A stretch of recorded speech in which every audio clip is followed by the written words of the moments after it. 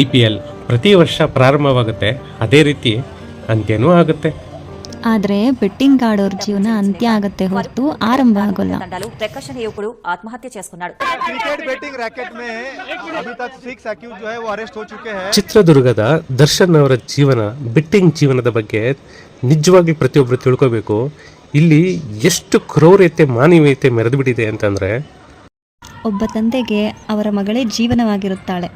ಒಬ್ಬ ತಂದೆಗೆ ತನ್ನ ಮಗಳನ್ನು ಸರ್ಕಾರಿ ಹುದ್ದೆಯಲ್ಲಿರುವ ವ್ಯಕ್ತಿಗೆ ಮದುವೆ ಮಾಡಿಕೊಡಬೇಕು ಎನ್ನುವುದು ನಿಜವಾಗಿ ಅವನ ಕನಸಾಗಿರುತ್ತದೆ. 10 ಸಲ ಅಲ್ಲ, 1000 ಸಲ ಯೋಚನೆ ಮಾಡಿ ತನ್ನ ಮಗಳಿಗೆ ಇವನೇ ಉತ್ತಮವಾದವರ ಎಂದು ಆಯ್ಕೆ ಮಾಡಿರುತ್ತಾರೆ. ಅಂದು ಅವರು ತೆಗೆದುಕೊಂಡ ನಿರ್ಧಾರ ತಮ್ಮ ಮಗಳು ಶಾಶ್ವತವಾಗಿ ಅವರ ಜೀವನದಿಂದ ದೂರ ಹೋಗುತ್ತಾಳೆ ಅಂತ ಅವರ ಕನಸು ಮನಸ್ಸಿನಲ್ಲೂ ಹೊಂದಿಕೊಂಡಿರಲ್ಲ.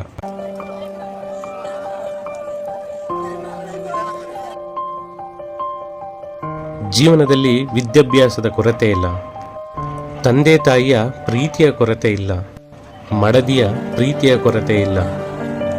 100 ಕೋಟಿ ಜನರಲ್ಲಿ 90 ಕೋಟಿ ಜನರು ಆಸೆ ಪಡುವಂಥ ಹುದ್ದೆ, ಕೈ ತುಂಬ ಸಂಬಳ, ಇದೆಲ್ಲ ಇದ್ದಾಗಲೂ ಈ ಬೆಟ್ಟಿಂಗ್ನ ಚಟವನ್ನು ಅಳವಡಿಸಿಕೊಂಡಂಥ ದರ್ಶನ್ ಅವರು ಲಕ್ಷ ಜನರು ಕನಸು ಕಾಣುವಂಥ ಹುದ್ದೆ, ಗೌರ್ಮೆಂಟ್ ಕೆಲಸದಲ್ಲಿ ಇಂಜಿನಿಯರ್ ಆಗಿ ಕೆಲಸ ನಿರ್ವಹಿಸುತ್ತಿದ್ದ ದರ್ಶನ್ ಅವರು ನಿಜವಾಗಿಯೂ ಈ ಬೆಟ್ಟಿಂಗ್ ದಂಧೆಗೆ ಬರಬಾರದಾಗಿತ್ತು.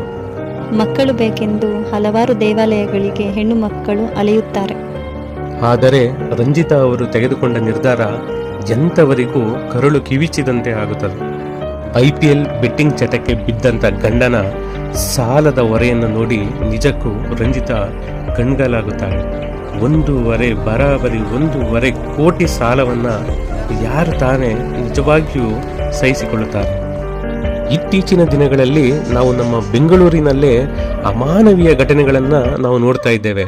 ಒಂದು ಚಲಿಸುವ ಕಾರಿನಲ್ಲಿ ಒಂದು ಸಣ್ಣ ಅಪಘಾತವಾದರೂ ಆ ಕಾರಿನ ಒಳಗಡೆ ಒಂದು ಸುಂದರವಾದ ಕುಟುಂಬದವರು, ಒಂದು ಮಗು ಅಥವಾ ಹೆಂಡತಿ ಅಥವಾ ಅಪ್ಪ ಅಮ್ಮ, ಕಾರಿನ ಒಳಗಡೆ ಯಾರೇ ಕುಂತಿದ್ದರೂ, ಒಂದು ಮಹಿಳೆ, ಒಂದು ಹೆಣ್ಣು ಮಗಳು ಚೀರಾಡುತ್ತಿದ್ದರೂ ಗ್ಲಾಸ್ ಹೊಡೆಯೋದು, ಕಾರ್ ಮೇಲೆ ಹತ್ತಿ ಗ್ಲಾಸ್ ಹೊಡೆಯೋದು ಅಥವಾ ಅಡ್ಡ ಹಾಕಿ ಕಾರ್ನ ನಿಲ್ಲಿಸೋದು, ಇಷ್ಟು ಕ್ರೂರತೆ ಮೆರೀತಾ ಇದೆ ಬೆಂಗಳೂರಿನಲ್ಲಿ.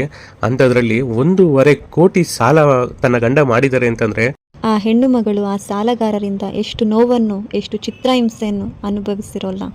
ಒಂದು ಹೆಣ್ಣು ಮಗಳ ಕನಸೇ, ಒಂದು ಹೆಣ್ಣು ಮಗಳ ಜೀವನವೇ ಅವಳ ಕೂಸು, ಅವಳ ಮಗು ಆಗಿರುತ್ತದೆ.